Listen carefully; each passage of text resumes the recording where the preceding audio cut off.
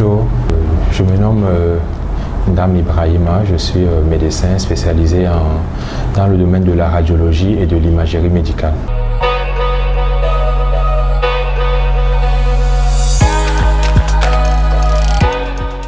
L'échographie, en fait, c'est une modalité dans le domaine de l'imagerie médicale qui utilise les propriétés physiques des ultrasons.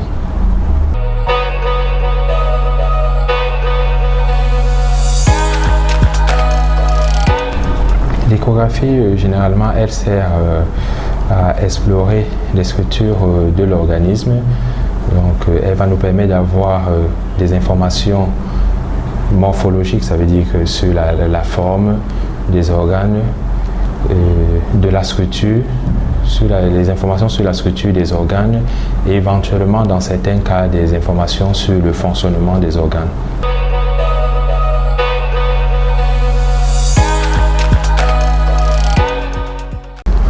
Les indications de l'échographie, elles sont nombreuses. Donc, généralement, les indications, on va les classer en fonction des différentes branches ou bien des différentes parties de l'organisme.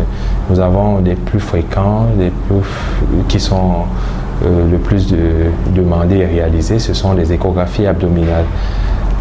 Ensuite, nous avons les échographies pelviennes, les échographies obstétricales chez la femme enceinte. On peut également faire des échographies des vaisseaux pour explorer les vaisseaux, que ce soit les artères ou les veines. On peut faire des échographies des parties molles. Généralement, on entend par partie molle l'échographie de la thyroïde, par exemple, l'échographie de la glande mammaire, l'échographie des bourses, etc. Et même, il y a une particularité qui est l'échographie transfontanellée qu'on fait chez les nouveau-nés.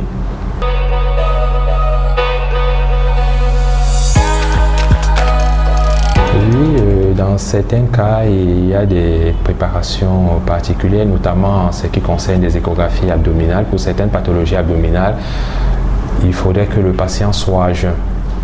Donc, il y a certaines échographies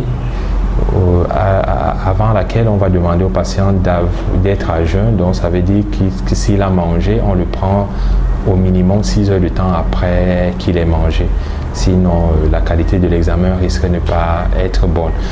Par contre, dans certaines autres explorations, on demande au patient de boire de l'eau avant l'examen. Le but étant d'avoir, notamment dans les examens de la vessie, des examens du pelvis chez la femme, des examens de la prostate, on va demander à ces patients-là de boire de l'eau avant peut-être une demi-heure, 1 heure avant le début de l'examen.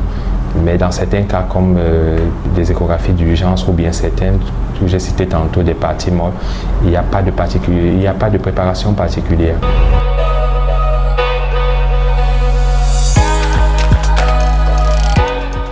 Non, la préparation ne tient pas surtout compte du fait enfant-adulte, c'est en fonction du type d'examen à réaliser. Donc, il n'y a pas une préparation qui est standard, c'est en fonction du type d'examen qu'on a réalisé qu'on va donner la préparation qui est appropriée.